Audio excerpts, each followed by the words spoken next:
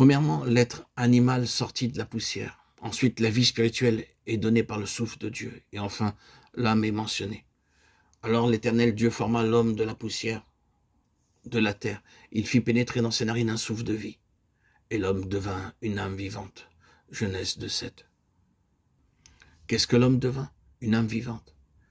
Est-ce que ce fut tout? Si c'était là tout, qu'en serait-il du corps? Mais cette âme vivante a un corps. Est-ce tout? Non. Cette âme vivante avec un corps a un esprit. Ces mots âme vivante présentent bien la nature de l'âme de l'homme dans ce premier ordre, comme quelque chose d'intermédiaire entre la matière et l'esprit, inférieur aux anges, des esprits purs, plus hauts que l'animal. La citation de 1 Corinthiens 15, 45 peut nous aider. Elle nous aide en effet de deux manières. Le premier Adam devint une âme vivante. Le texte original est Egeneto et Is Spuchen Zozan. Le mot Is est intéressant. Il a un sens local et signifie que l'âme est le lieu de rencontre de deux natures opposées, la chair et l'esprit. Les clauses que Paul ajoute à sa déclaration montrent clairement ou renforcent notre conclusion que dans le premier Adam, l'âme est le point terminal du corps et de l'esprit. Cette déclaration nous aide ensuite en nous montrant que dans le dernier Adam, c'est l'esprit qui en est le point terminal ou le facteur dominant. L'âme est ainsi le nœud entre les natures supérieures et inférieures, et non seulement la différence entre ce qui est physique et métaphysique, c'est le moi.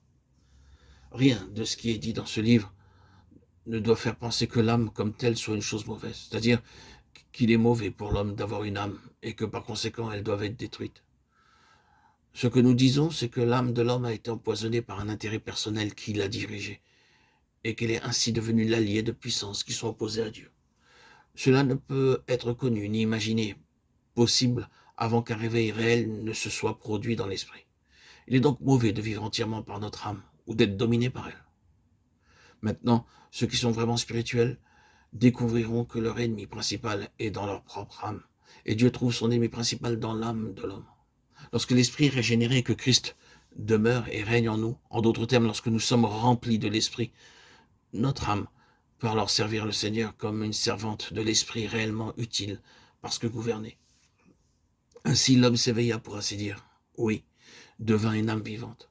Il arriva à la conscience dans trois domaines, une conscience du monde ou une conscience des sens, par son corps psychophysique, une conscience de lui-même dans son âme et une conscience de Dieu. Par son quoi l'homme arrive-t-il à la connaissance de Dieu en tant que personne, de personne vivante? Par sa raison, ses sentiments, sa volonté? La parole de Dieu rejette cela.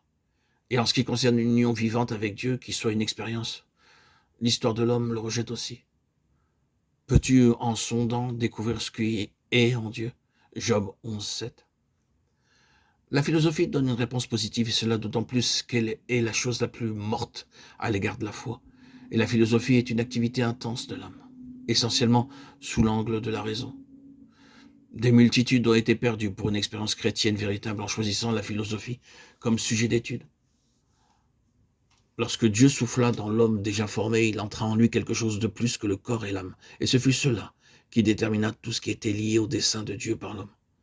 L'âme fut le lieu de rencontre du corps et de l'esprit. Que l'âme se soumette au corps, tout sera perdu. Qu'elle se soumette à l'esprit, et tout sera bien. L'homme devint une âme vivante ayant un corps et un esprit, lorsqu'il s'affirma lui-même le moi en faveur du corps et non pas de l'esprit. Il devint une âme pécheresse. C'est ce qu'il est, et non simplement ce qui est en lui. Il doit être sauvé de lui-même. Cela s'accomplit de deux manières. La mort de Christ, dans sa nature représentative, est une chose puissante dans laquelle doit entrer l'homme naturel. De sorte que par une crise et un chemin, la puissance de la mort de Christ soit accomplie et établie dans la conscience de son âme. Il devient conscient de ne plus oser vivre et se mouvoir sur la base de l'ego, de la vie du moi. D'un autre côté, la résurrection de Christ est aussi une force puissante dans l'esprit de l'homme. Et lorsqu'elle est introduite par le Saint-Esprit dans l'être intérieur de l'homme, il devient un homme spirituel, opposé à un homme purement naturel. Désormais, sa position nous est décrite de la manière la plus parfaite par l'apôtre Paul, dans le passage de Galates 2:20. J'ai été crucifié avec Christ, si je vis, ce n'est plus moi qui vis, c'est Christ en moi. Et cette vie que je vis encore dans ma chair, je la vis dans la foi au Fils de Dieu, qui m'a aimé et qui s'est livré lui-même pour moi. C'est ce que Christ avait en vue lorsqu'il a exprimé cette vérité alors non encore développée. Quiconque ne porte pas sa croix ne me suit pas, ne peut être mon disciple. Luc 14, 27.